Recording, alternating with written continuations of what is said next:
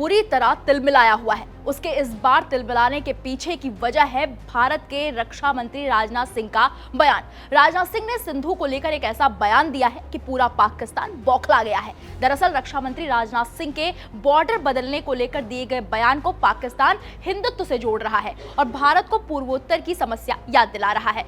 रक्षा मंत्री राजनाथ सिंह ने सिंधी समाज के एक कार्यक्रम में कहा था कि भले ही आज भौगोलिक रूप से सिंध भारत का हिस्सा नहीं है, लेकिन सभ्यतागत रूप से देखें तो सिंध हमेशा भारत का अभिन्न अंग रहेगा और भविष्य में सिंध फिर से भारत में वापस आ सकता है।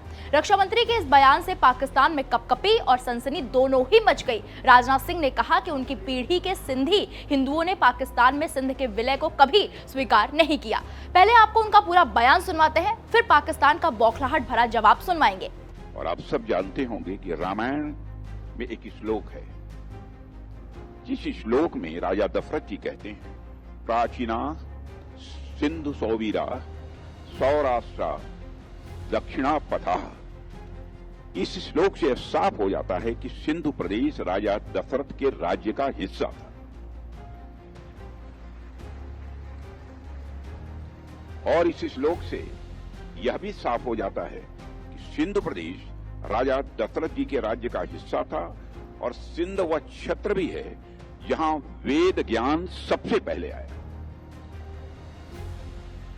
ओम का उच्चार भी यहां सबसे, भारत देश की सनातन संस्कृति में मैं जानता हूं कि हमारी सभ्यता की शुरुआत सप्त सिंधु के रूप में जानी जाती है, जहां मां गंगा को हमारी संस्कृति में सबसे पूज्य माना गया है। वही सिंधु नदी तो भारतीय अस्मिता की सबसे बड़ी प्रतीक मानी जाती है। और आप में से कई लोग इस बात को जानते होंगे कि दूसरे देशों में भारत की पहचान ही सिंधु नदी से की जाती है, जिसे रोमन लोगों ने इंडस रिवर कहा है। भारत के बारे में जिस पश्चिमी इतिहासकार ने लिखा है उसका नाम है मेगास्थनीज और उसकी किताब का नाम है इंडिका।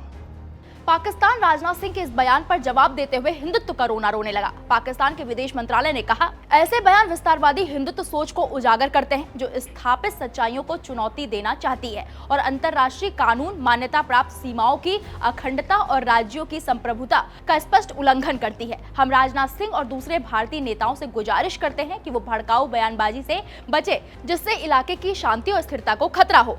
भारत सरकार के लिए बयान नागरिकों, खासकर कमजोर माइनॉरिटी कम्युनिटीज की सुरक्षा पक्का करने पर ध्यान देना ज्यादा अच्छा होगा। इसे उन लोगों को जिम्मेदार ठहराना चाहिए जो उनके खिलाफ हिंसा भड़काते हैं या करते हैं और धर्म के आधार पर भेदभाव और ऐतिहासिक तोड़ मरोड़ के आधार पर भेदभाव को दूर करना चाहिए। इतना ही नहीं, पाकिस्तान ने राजनाथ सिंह के बयान पर जवाब देते हुए आगे कहा कि नॉर्थ ईस्ट का मसला उठा दिया। भारत को अपने नॉर्थ ईस्ट के लोगों की लगातार शिकायतों को भी दूर करना चाहिए, जिनमें से कई लोग अभी भी सिस्टमैटिक तरीके से अलग थलग किए जाने, पहचान के आधार पर जुल्म और सरकार की हिंसा के चक्र का सामना कर रहे हैं। इस बयान के बाद पाकिस्तान अपनी औकात पर आ गया और जम्मू कश्मीर की कहानी छेड़ दी। अब सवाल ये उठता है कि आखिर पाकिस्तान सिंधी का नाम लेते ही इतना क्यों भड़क गया? तो बता दें कि सिंधी समाज की पाकिस्तान से नाराजगी गहरी, ऐतिहासिक और समकालीन है, जो आर्थिक शोषण, राजनीतिक दमन, सांस्कृतिक दमन और संसाधनों के असमान वितरण जैसी समस्याओं पर आधारित है। ये नाराजगी 1972 में GM सैयद के शुरू किए गए सिंधु देश आंदोलन से जुड़ी हुई है, जो बांग्लादेश की आजादी से प्रेरित था।